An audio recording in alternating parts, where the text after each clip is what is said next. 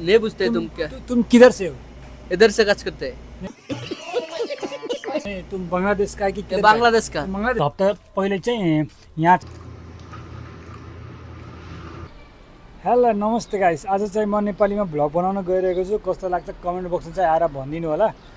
र नेपालीमा बनाउँदा धेरै राम्रो लाग्छ कि हिन्दीमा बनाउँदा धेरै राम्रो लाग्छ अवश्य कमेन्टमा आएर भनिदिनु होला।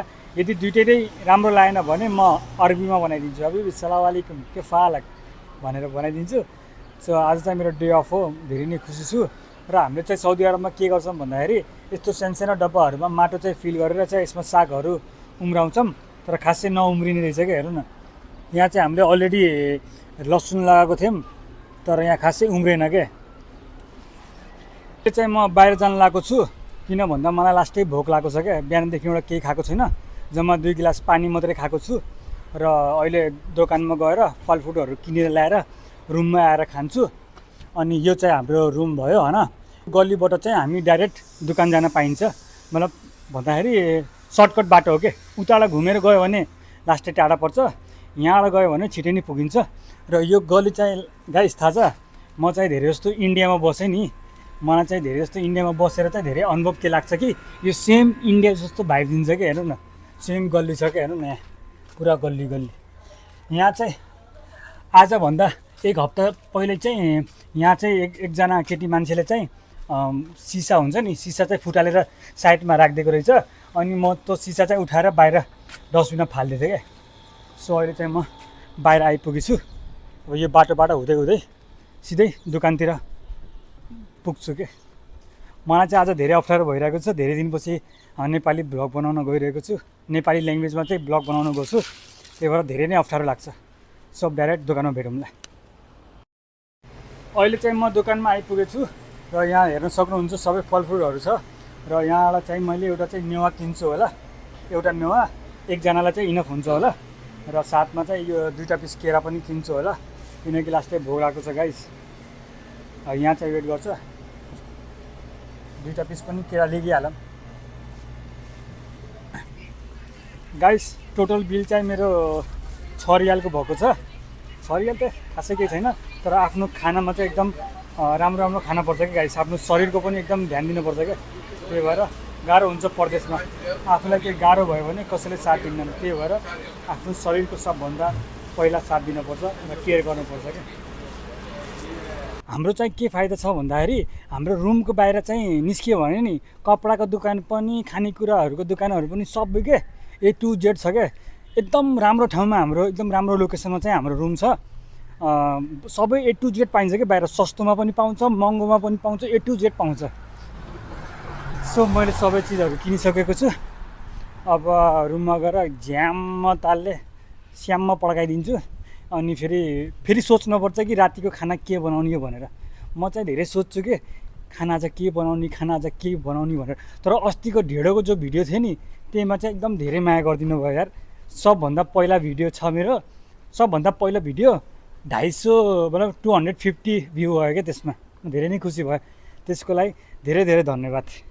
दोकानबाट आउने बित्तिकै म त यार लामपसारबाट सुत्दिसकेको थिएँ यार। लास्टै निद्रा लाग्थ्यो। अनि मेवाहरू पनि खाइसकेको थिएँ। अहिले फेरि भोक लागिसकेको छ। एउटा पिस केरा राखेँ होला यहाँनिर, 2टै पिस राखेको थियो। मेवा मात्रै मैले खाइदिइसकेको थिएँ, केराहरू छ, केरा एउटा खाएर। अनि फेरि रातिको डिनरको लागि मैले के सोचेको छु, मोरिङ्गा हुन्छ नि गाइस, मोरिङ्गा हो, त्यसको चाहिँ एकदम झोलदार तरकारी बनाउने अनि त्यसपछि भात पकाएर स्याममा खाने।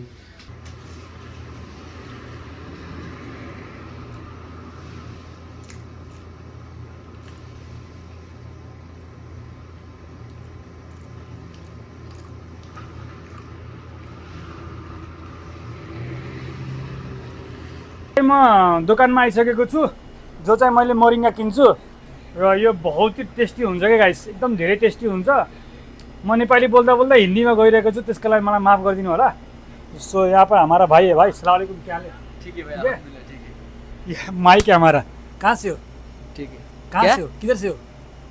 नहीं बुझते तुम क्या? तुम किधर से हो? इधर से कच करते हैं। नहीं, तुम बांग्लादेश का है कि किधर का है? बांग्लादेश का। तुम बांग्लादेश का है। बांग्लादेश का। अभी इधर कितना महीना हुआ है सऊदी अरब में? सऊदी अरब 1.5 महीना आया। 1.5 महीना हो गया। 1.5 महीना। काम अच्छा है। अच्छा है। तो ये मोरिंगा लेगा मैं, ये कितना रुपये किलो है? ये 15 रियल किलो है। 15 रियल किलो। है। यहाँ पे सब कुछ अच्छा मिलता है। अच्छा तो उधर से भाई लोग हंस रहा है, बोलो।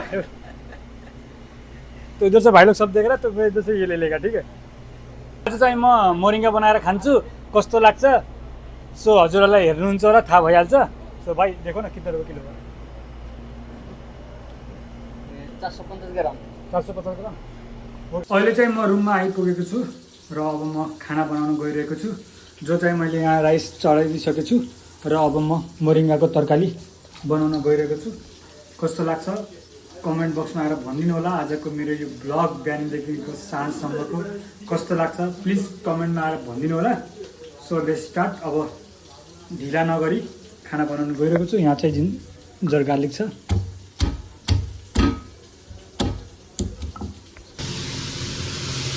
ओहो moringa moringa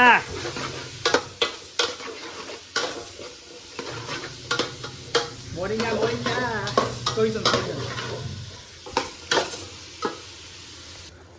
guys guys finally पाकिसकेको छ है। र चेक गरिहालौँ न।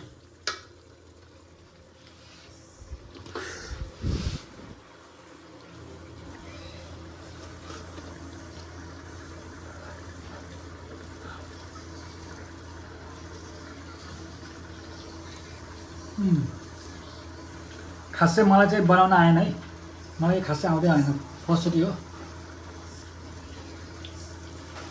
तर मिठो छ है, हेल्थको लागि एकदम राम्रो हुन्छ।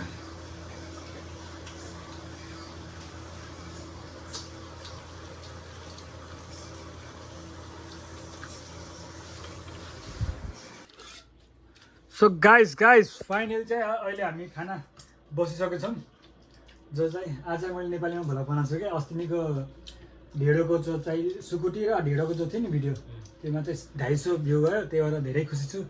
यस्तै नै सपोर्ट गरिराख्नु, भिडियो म यसरी नै राम्रो भिडियो बनाउँछु।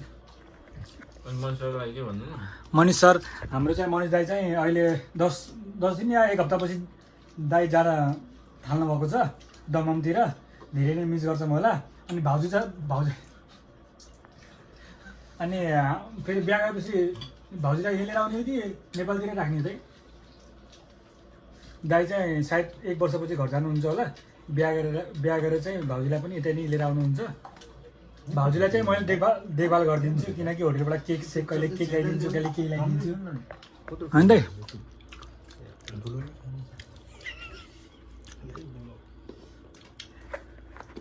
किन